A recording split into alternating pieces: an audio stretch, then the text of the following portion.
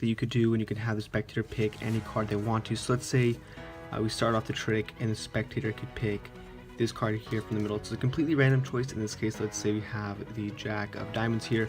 You tell them you're going to leave their card in the middle of the deck just like that. You're going to leave it on the table. You're going to snap your fingers, and just like that, hopefully, as you guys can see, also I have no breaks. Let's see if we can get that card to flip over. So we go spread through the deck. You guys can see that one card has actually revealed itself to us. And now if you're doing this to spectators, obviously you could say, you know what, look, your card is flipped over, and then, you know, they would tell you that, you know, this isn't their card. So say, you know what, you know, if this isn't your card necessarily, this might be an indicator card. This is basically going to tell us where your card is in the deck. So this, in this case, happens to be a 5. So you say, you know what, there might be 5 cards down. So you take 1, 2, 3, 4, and the 5th card here is going to be the spectator's card. And not only is their card with 5 cards down, but the 4 cards in between also happen to be the 4 aces. So this is a trick, guys, and if you want to do it, don't forget to stick on to the tutorial. Alright, so the good part about this trick is that there's barely a setup at all. Basically, all that you have to do is stick the 4 aces on the bottom of the deck. So here's the 4 aces, and you stick the 5 or any 5 face up on the bottom with the aces below that. So basically, like I said, the setup is really nothing. So this could be the first card trick you perform when you go up to somebody. So let's say, you know, you obviously have this setup. This is going to be the first trick you perform to them, and then this is how you do it. You can basically have them pick any card that they want to pick here. In this case, let's say we have this card, and you can take it out, and you kind of want to leave the deck separated a little bit. That way you kind of give the spectator an option to put their card up here, and then you're going to close the gap. So here's what I mean. So let's go ahead. Now in performance, I actually did look at the card, but when you're doing the trick, guys, make sure that, you know, this is one of those types of tricks where the spectator isn't supposed to show you their card. So they take their card, they look at it. In this case, let's say we have the 10 of diamonds here. So they're going to be holding on to their 10 of diamonds. You say, okay, go ahead and put it back in the deck. We're going to put it in the middle. So the spectator, make sure to have them put their card right here, the 10, on the pile where the aces aren't. So technically this is going to be like the top of the deck. So okay, go ahead and put your card in the middle, and what you're going to do is just put the 4 aces and the 5 on top of their card. So it's really simple. You just kind of close up the deck, and you can leave this on the table. You can snap your fingers, do whatever you want, and say, now hopefully when I snap my fingers, the card actually reversed itself. So then you can go like this. You can say, okay, let's go ahead and see where your card is, and you slowly spread through, and you say, okay, look, there's only one card in the deck that seems to be face up, and you kind of play it off like this is their card, and you can move all the cards from the top. You can move that to the bottom, making sure the 5 is on the top, and then, you know, the spectators are going to tell you, this is my card. So you say, you know what, well, maybe this is going to be an indicator card telling me, you know, where in the deck your card actually is. So in this case, you know, you tell the spectators you have a 5. So you say, you know what, maybe your card is 5 cards down. So you take 1, 2, 3, 4, and those top 4 cards happen to be the aces, and then you can get down to the last card.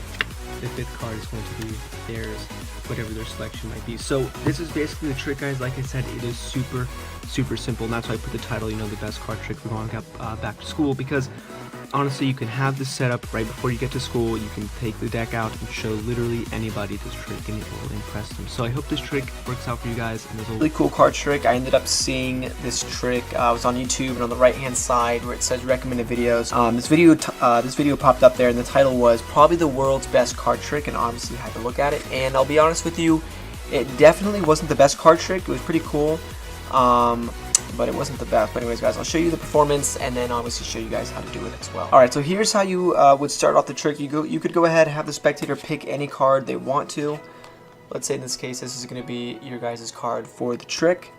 And essentially, you would just tell me when to stop whenever you want. So let's say you said stop right around here, right?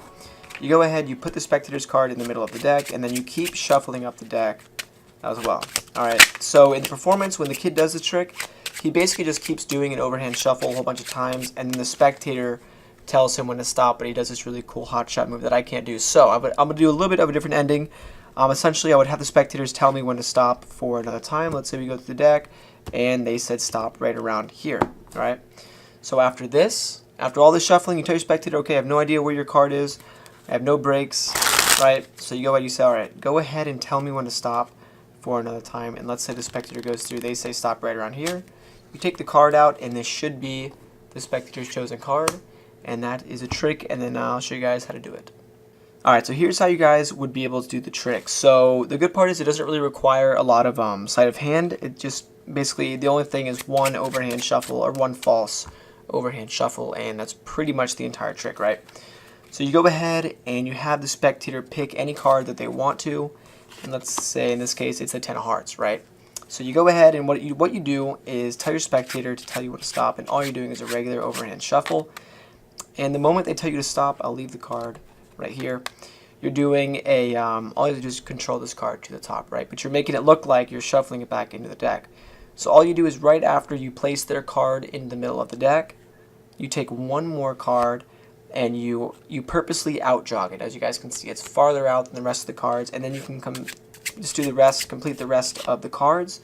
And then what you do, you can continue to overhand shuffle the cards to make it look like the cards are kind of leaning in this direction. That way they can't see from the top that you actually have this out jog card right here. So right above this out jog, all you have to do is take your thumb and your middle finger, push up into the card, and then close the grip, and that's going to cause the deck to form a break right here, and all you do is pick up from the break, and that's going to be how you bring the spectator's card to the top. So in real time, you have the spectator's card, they go ahead, they say stop.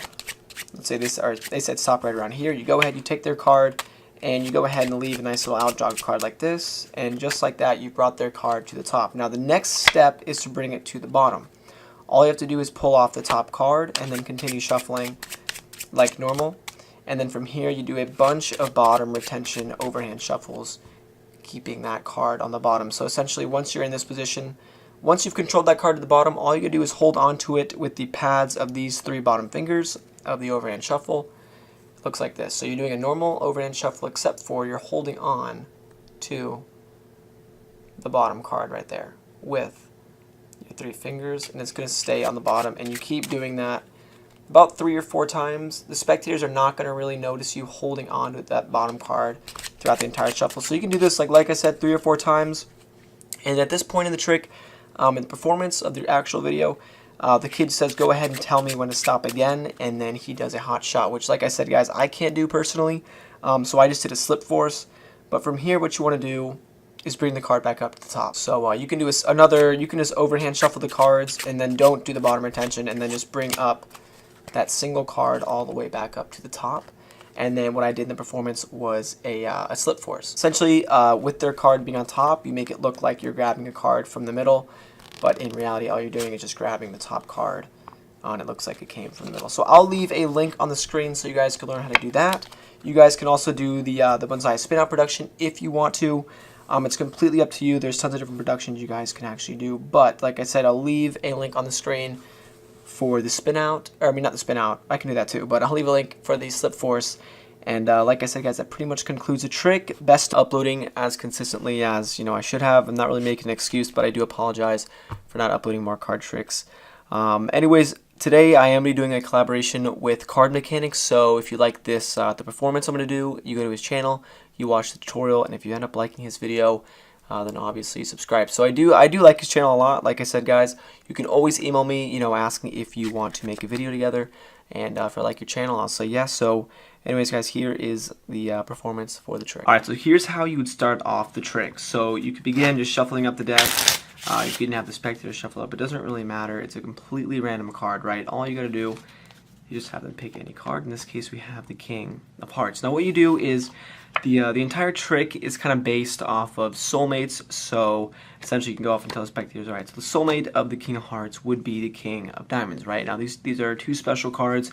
They're always looking to find one another because, they are soulmates. So what you do is you go through the deck and you tell your spectators, go ahead and look for it really quick. In this case, the soulmate of the King of Hearts here, the King of Diamonds, you tell them, alright, so it's somewhere, in the middle of the deck, and you don't really know exactly where it is, but it's somewhere in there. And if they don't believe you, you can go ahead, you can mix up the deck a little bit and just kind of get everything mixed up, right? So what you try to do is separate these 2 cards as much as you can from each other until they eventually have to find each other again, right? So that's the whole story.